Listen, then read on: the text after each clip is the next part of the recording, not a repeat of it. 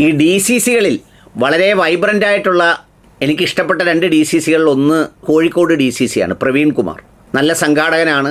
വളരെ മിതത്വവും മതിത്വവുമുള്ള ഇടപെടലുകളാണ്, അത്തരം കാര്യങ്ങളൊക്കെ ചെയ്യുന്ന ഒരാളാണ്. അതുപോലെ തന്നെ ഓപ്പറേഷൻസിനും ആക്ഷനും വളരെ അഭിനന്ദനാർഹമാംവിധം പ്രവർത്തിക്കുന്ന ഒരാളാണ് നമ്മുടെ Ernakulam D C C president Shiyas.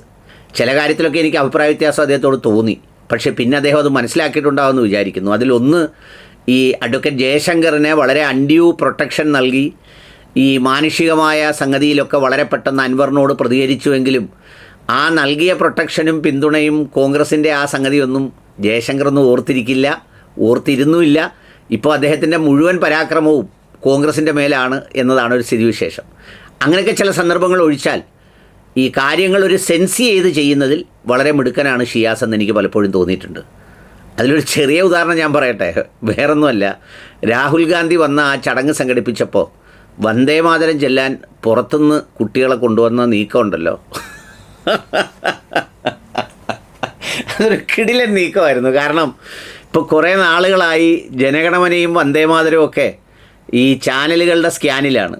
എന്താണെന്ന് വെച്ചാൽ അറിയാമല്ലോ, കോൺഗ്രസ് പാർട്ടിയിലുള്ള എത്ര പേരാണ് വലിയ വായനക്കാരുള്ളത്, എത്ര പേരാണ് അല്ലെങ്കിൽ ഇത്തരം കാര്യങ്ങളൊക്കെ പഠിക്കുന്നത്. ജനഗണമന കൈവിട്ടൊന്ന് ചെല്ലിച്ചാൽ ഇതെല്ലാം കറങ്ങിത്തിരിഞ്ഞ് പണ്ട് നമ്മൾ സൈക്കിൾ ചവിട്ടി പഠിച്ച കാലത്ത് പോയില്ല, കൈതക്കാട്ടി വീണതുപോലെ പോയി വീണേനെ.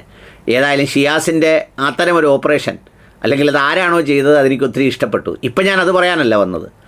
ഇപ്പോൾ ഈ നമ്മുടെ സാബു മുതലാളി പാർട്ടി വിട്ട് അപ്പുറത്തേക്ക് ചാടുമ്പോൾ സാധാരണ ചാടുന്നവരോടൊപ്പം അനുയായികളും പോകേണ്ടതാണ്. പക്ഷേ നമ്മുടെ മുതലാളിയോടൊപ്പം പഞ്ചായത്ത് മെമ്പർമാരാരും 90% പേരും പോകുന്നില്ല എന്നതാണൊരു സ്ഥിതി. ഇപ്പോൾ ഇദ്ദേഹം ഇവിടുന്ന് ചാടി BJP-യിലേക്ക് പോയത് ഒരു ഫലവും എറണാകുളം പോലൊരു ജില്ലയിൽ ഉണ്ടാക്കില്ല എന്നുള്ളത് എല്ലാവർക്കും അറിയാം. കാരണം എറണാകുളം എപ്പോഴും UDF-ൻ്റെ പൊന്നാപുരം കോട്ടയാണ്.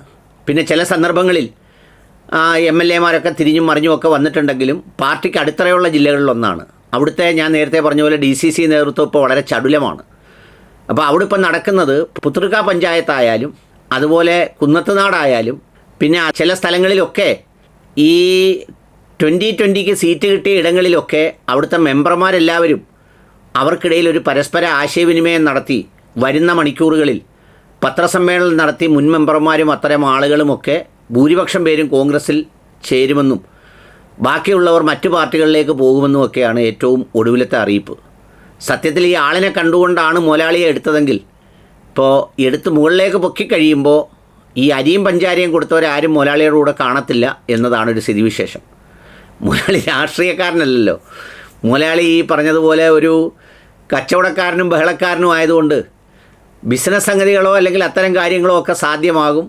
ചിലപ്പം വേണ്ടി വന്നാൽ ഈ പറഞ്ഞതുപോലെ രാജ്യസഭ ഒരെണ്ണം കൊടുത്തു കളയാൻ സാധ്യതയുണ്ട്. കുറേ നാളുകളായി മാറിയും തിരിഞ്ഞും കൊടുത്തുകൊണ്ടിരിക്കുന്ന പോലെ ഒന്നും മാറി കൊടുത്തു കളയാം എന്നുള്ളതിനപ്പുറത്ത് വേറെ പ്രത്യേകിച്ച് വലിയ മാറ്റമൊന്നും ഉണ്ടാകാനുള്ള സാധ്യതയില്ല എന്നാണ് പുറത്തു വരുന്ന വിവരങ്ങൾ. ഏതായാലും അക്കാര്യത്തിൽ എറണാകുളം DCC നേതൃത്വം നടത്തിയ ഒരു സ്മാർട്ട് ഓപ്പറേഷനെ സവിശേഷമായി അഭിനന്ദിക്കുന്നു.